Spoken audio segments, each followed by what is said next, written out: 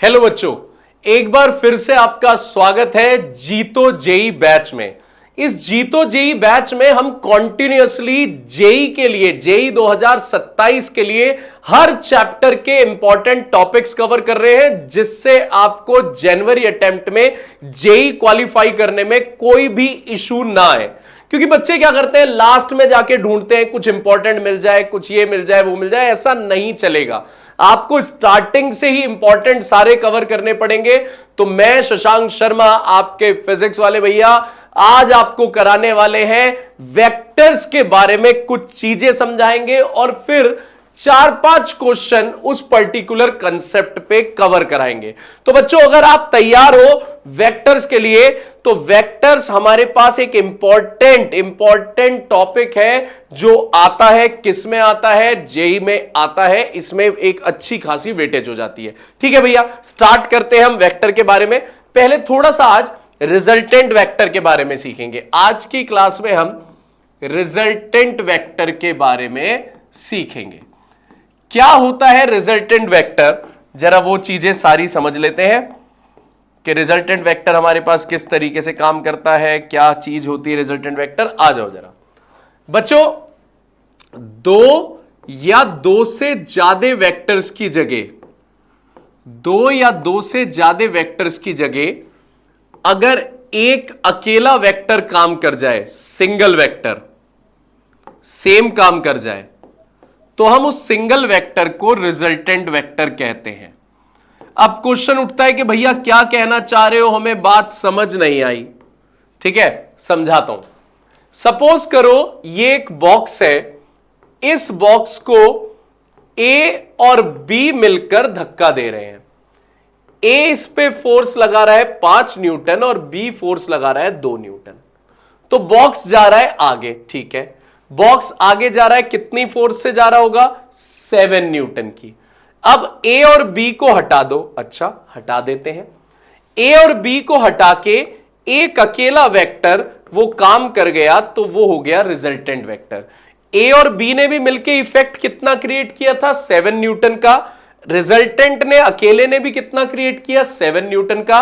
तो ए और बी ने मिलकर जो काम किया, रिजल्टेंट ने अकेले ने वही काम कर दिया। तो ये हमारे पास रिजल्टेंट वेक्टर होता है। ओके भैया, समझ आ गया। हां जी भैया, रिजल्टेंट वेक्टर हमें समझ में आ गया। दो या दो से ज्यादा वेक्टर की जगह अगर एक अकेला वेक्टर काम करता है तो हम उसे रिजल्टेंट बोलते हैं। बिल्कुल अच्छी बात है। अब कुछ फॉर्मूले याद रखो बच्चों। पहला फॉर्मूला, अगर ए और बी सेम डायरेक्शन में है तो रिजल्टेंट का फॉर्मूला आता है ए प्लस बी। वो तो आपने देख लिया।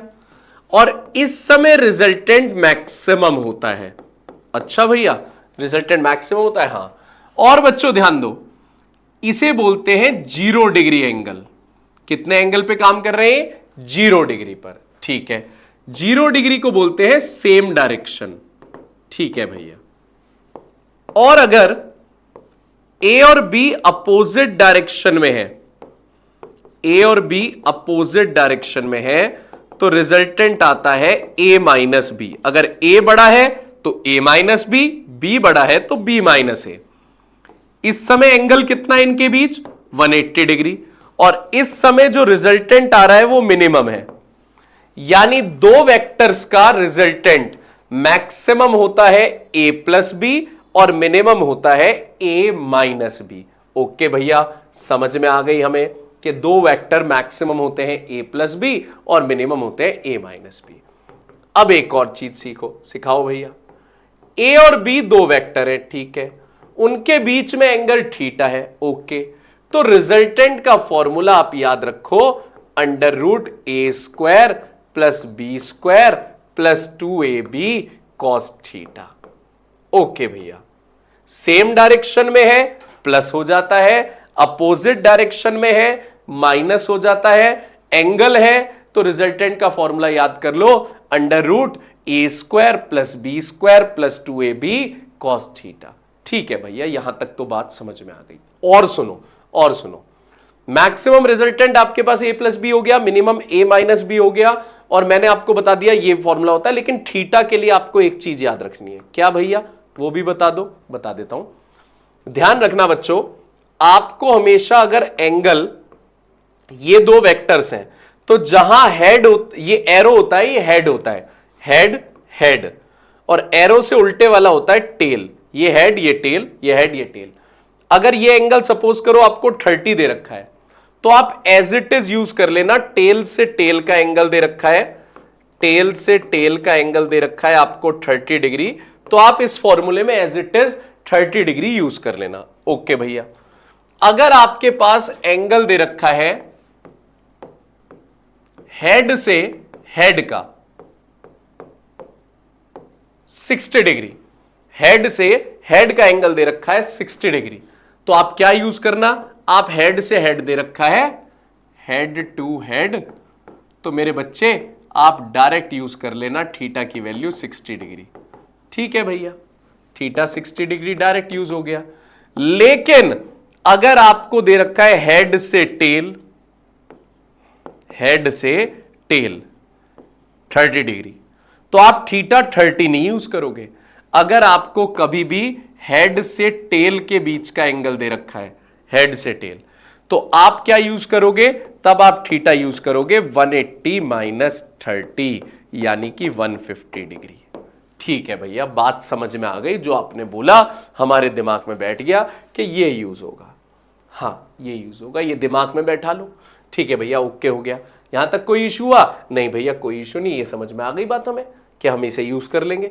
अब और सुन मेरे भाई, तो रिजल्टेंट भैया ने बता दिया, रिजल्टेंट होता है क्या, रिजल्टेंट भैया ने बताया, भैया ने रिजल्टेंट का बताया तुम्हें कि रिजल्टेंट होता है दो वेक्टर्स की जगह अगर एक अकेला वेक्टर काम करे तो उसे रिजल्टेंट बोलते हैं।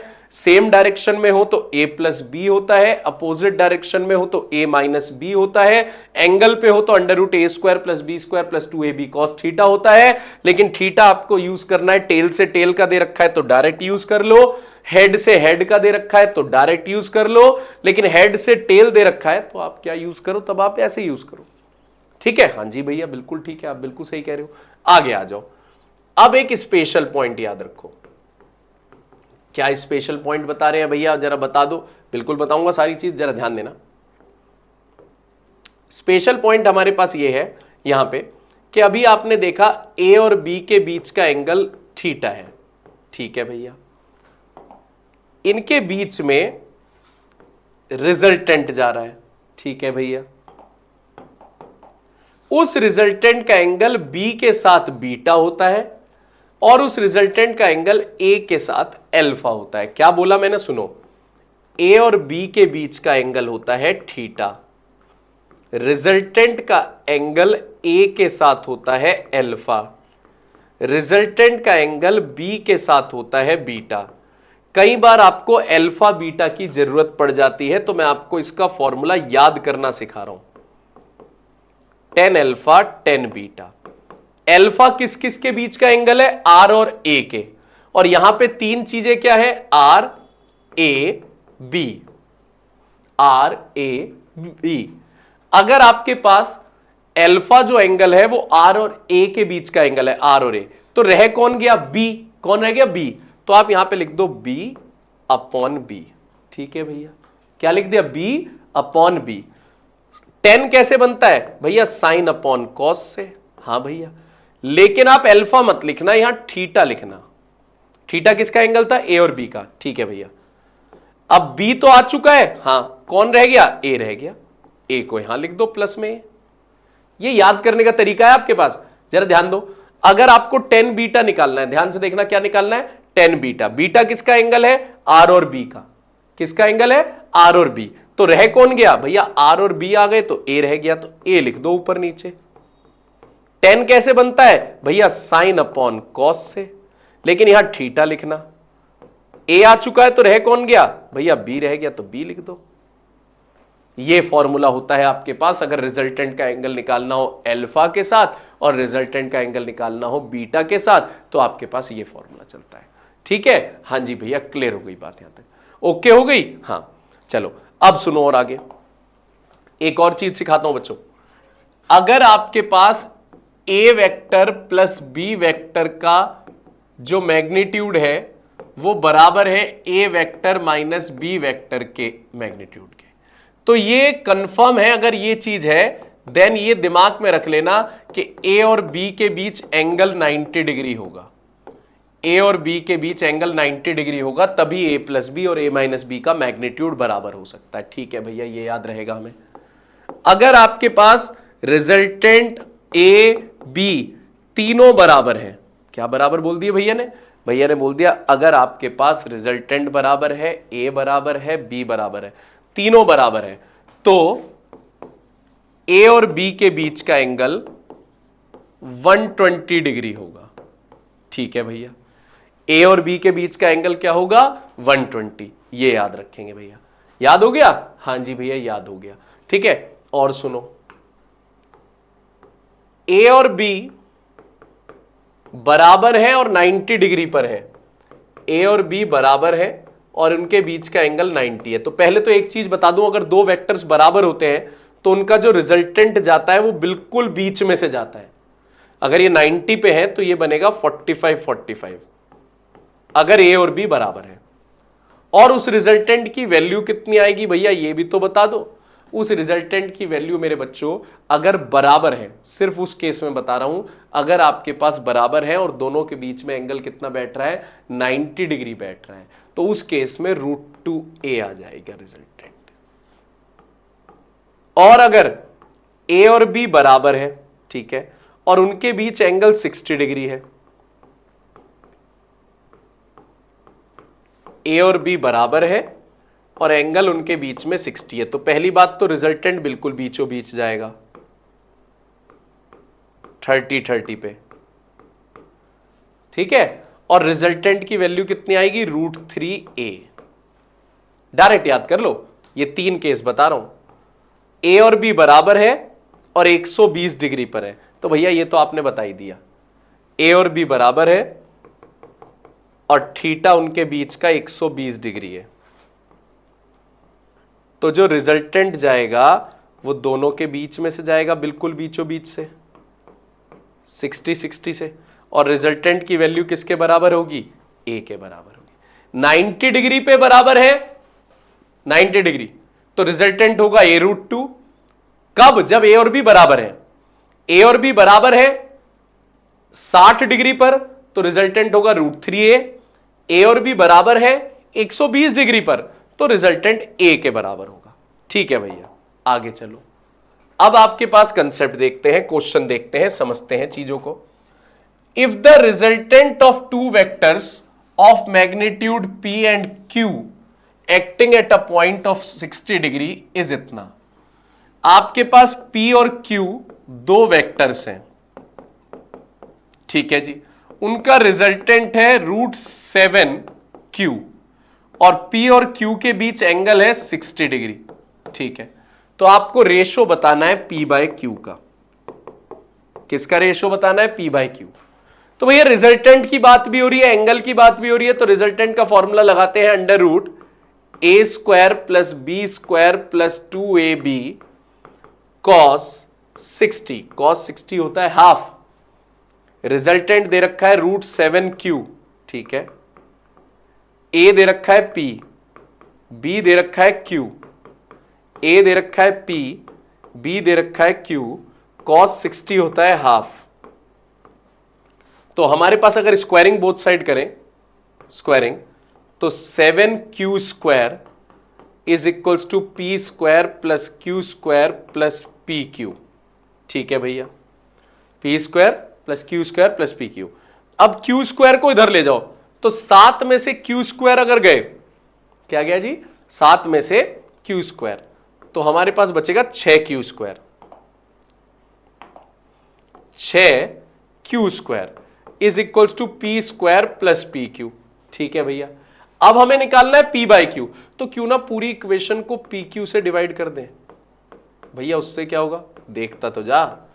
pq से डिवाइड कर दे पूरी इक्वेशन को, pq से तो pq कट गया, एक p से एक p कट गया, एक q से एक q कट गया, तो तेरे पास बच गया 6q/p। ठीक है भैया, p/q, ठीक है भैया, +1। p/q तुझे निकालना है, हाँ भैया, तो p/q को x मान ले। p/q को क्या मान ले? x। क्वेश्चन देखियो, समझियो, p/q को अगर तूने x मान लिया तो q/p क्या हो जाएगा? 1/x। हाँ भैया, P बाई क्यू एक्स, हाँ भैया, +1। ठीक है, क्वाड्रेटिक सॉल्व करने जा रहा हूं, देख ले क्वेश्चन कितना बढ़िया है, क्वेश्चन कितना बढ़िया है। 6 बाई क्यू एक्स +1। अब देख 6x को उधर लेके जा रहा हूं, x² + x, नीचे वाला x ऊपर आ गया x+1 के साथ, x+1 के साथ मल्टीप्लाई हो गया, तो क्वाड्रेटिक बन गई x² + x -6 = 0। फैक्टर तोड़ लेते हैं, +3x -2x, हाँ भैया टूट तो गए फैक्टर। x कॉमन ले लेते हैं, x +3 -2 कॉमन ले लेते हैं, x +3। ठीक है भैया, तो x -2 और x +3 = 0, यानी x की वैल्यू 2 आ गई और x की वैल्यू -3 आ गई। तो रेशो 2 भी हो सकता है और -3 भी हो सकता है। ऑप्शन में हमारे पास रेशो कितना है, 2, आंसर आ गया। बहुत अच्छे ढंग से था कि यहां पे जाके आप कैसे डील करोगे, यहां पे जाके हमें PQ से डिवाइड कर देना था, डील अपने आप हो गई थी, अपने आप डील होके क्वेश्चन निकल गया था। ठीक है ना, बहुत बढ़िया क्वेश्चन। चलिए अगले क्वेश्चन को देख लेते हैं। Two forces each of magnitude F having resultant of same magnitude F, दो फोर्सेस हैं A और B और दोनों का मैग्नीट्यूड F है और रिजल्टेंट भी यही है, तो एंगल बिटवीन फोर्सेस बताना है। अभी तो सिखाया था अगर A, B और रिजल्टेंट बराबर हो तो उनके बीच का एंगल कितना होता है, 120 डिग्री। A, B और R बराबर हो तो रिजल्टेंट कितना होता है, 120 डिग्री। आगे आ जाओ। The resultant of two forces one double the other in magnitude, दो फोर्सेस हैं और एक जो है वो डबल है दूसरे से, यानी अगर A x है तो B कितना है, 2x। A x है तो B 2x है, ये कहा है तो इसने one double the other in magnitude is perpendicular to the smaller of two force. जो रिजल्टेंट है वो छोटे वाली फोर्स के परपेंडिकुलर है। अब एक x है एक 2x है, तो छोटे वाली फोर्स तो यही हुई x, तो इसके परपेंडिकुलर है, मतलब R और B A के बीच का एंगल जो दे रखा है वो 90 दे रखा है, मतलब अल्फा 90 दे रखा है। एंगल बिटवीन टू फोर्सेस निकालना है, दोनों फोर्सेस के बीच का एंगल निकालना है, मतलब थीटा निकालना है। तो करते हैं सॉल्व। ठीक है भैया, करो सॉल्व। यार एक बात बता, इसने कहा रिजल्टेंट और A परपेंडिकुलर है, हाँ भैया यही कहा है, रिजल्टेंट और A क्या बोले हैं, परपेंडिकुलर। बिल्कुल भैया, ये रिजल्टेंट है और ये A है, ये दोनों परपेंडिकुलर, ये B बना दिया मैंने। ट्राइंगल लॉ कहता है कि ABR एक ही ट्राइंगल में होते हैं, एक ही ट्राइंगल में ABR तीनों होते हैं। रिजल्टेंट और A परपेंडिकुलर है, ठीक है। A की वैल्यू क्या दे रखी है, x, B की वैल्यू 2x और आपको निकालना है A और B के बीच का एंगल थीटा, ये निकालना है। हाँ भैया यही निकालना है। तो यार एक बात बता, जब तुझे बेस पता है और हाइपोटेनस पता है, इसे बेस क्यों बोल रहे हो, क्योंकि एंगल के साथ वाला बेस होता है ये एंगल। तो बेस पता है, हाइपोटेनस पता है, तो तू लगा नहीं सकता cos theta. Base upon hypotenuse is equals to cos theta. Base तेरे पास गिवन है x और हाइपोटेनस गिवन है 2x is equals to cos theta. x से x कट गया, हाँ भैया कट गया, x से x कट गया, हाँ भैया बिल्कुल कट गया, x से x। इसके बाद तेरे पास क्या आ गया, 1/2 आ गया कॉस थीटा। हाँ, तो थीटा की वैल्यू कितनी आ गई भैया, अगर तेरे पास हाफ आया है तो हाफ कब आता है, 60 डिग्री पे। आंसर आ गया 60 डिग्री, काम खत्म हो गया। यार भैया ट्राइंगल में सेट होते कि ये तो बड़ी जल्दी आ गया। बिल्कुल, अगर मैं 10 अल्फा पे जाता तो टाइम लग जाता, 10 अल्फा पे जाता तो टाइम लग जाता, यहां जल्दी सेट हो गया, बिल्कुल जल्दी निकल गया। 10 अल्फा बताऊं, 10 अल्फा से कैसे, वही फॉर्मूला जो सिखाया था, 10 alpha is equals to B sine theta cos theta plus A, ये आ गया। इसमें b की जगह क्या रखते, 2x, b की जगह 2x, a की जगह x, अल्फा की जगह 90, 10 90 की वैल्यू होती है 1/0, 1/0 करके आप सॉल्व करते इसे पूरा। हाँ भैया वैसे ही सॉल्व करते, बिल्कुल करना पड़ता है वैसे ही सॉल्व, 1/0 करके। ठीक है, हाँ जी भैया। अगले क्वेश्चन पे, the vector sum of two forces 10 and 6 can be. दो फोर्सेज हैं 10 न्यूटन और 6 न्यूटन, इनका वेक्टर सम क्या हो सकता है। वेक्टर सम का मतलब हुआ रिजल्टेंट, वेक्टर सम का मतलब क्या हुआ? रिजल्टेंट। अगर तुम्हारे पास दो फोर्सेस हैं 10 न्यूटन और 6 न्यूटन की, 10 न्यूटन और 6 न्यूटन की, तो इनका रिजल्टेंट क्या हो सकता है? पहले तो मैं बता दूं, इनका मैक्सिमम रिजल्टेंट होता है a प्लस बी, यानी 16 न्यूटन तक मैक्सिमम हो सकता है। और मिनिमम क्या हो सकता है? मिनिमम हो सकता है a माइनस बी। 10 में से 6 गए 4, तो 4 से लेकर 16 तक कुछ भी हो सकता है रिजल्टेंट। 4 से कम नहीं होगा क्योंकि 4 मिनिमम है, और 16 से ज्यादा नहीं होगा क्योंकि मैक्सिमम है। तो क्या 2 न्यूटन हो सकता है? नहीं, क्योंकि वो 4 से कम है। तो क्या 8 न्यूटन हो सकता है? हां, वो 4 और 16 के बीच में है। 18 हो सकता है? नहीं, क्योंकि वो 16 से ज्यादा है। 20 न्यूटन हो सकता है? नहीं, क्योंकि वो भी 16 से ज्यादा है। तो अगर आपके पास दो फोर्सेस दे रखी हो तो उनका resultant maximum a plus B तक रहेगा और मिनिमम a माइनस बी तक रहेगा, उससे ज्यादा नहीं जाएगा, उससे कम नहीं जाएगा। तो ऐसे ही इंपॉर्टेंट टॉपिक्स के लिए आप लोग इस चैनल को सब्सक्राइब करके रखो और मेरे साथ जेई के इस सफर को जारी रखो, जिससे मैं आपको लास्ट तक सारे चैप्टर्स के इंपॉर्टेंट कराता जाऊं, सारे टॉपिक्स बताता रहूं। केमिस्ट्री भी हो रही है इस चैनल पे, मैथ्स भी हो रही है, आप सब कुछ फॉलो करो। ज्ञान मिल रहा है, जब फ्री में मिल रहा है तो बटोर लो ना यार, क्यों? है ना? तो मिलते हैं ऐसी ही कोई धमाकेदार वीडियो में जिसमें एक नया कंसेप्ट सीखेंगे अगली क्लास में। तब तक बहुत पढ़ते रहो, क्योंकि तुम्हारा सिलेक्शन मुझे खुशी मिलेगी। Bye. Defining success for generations.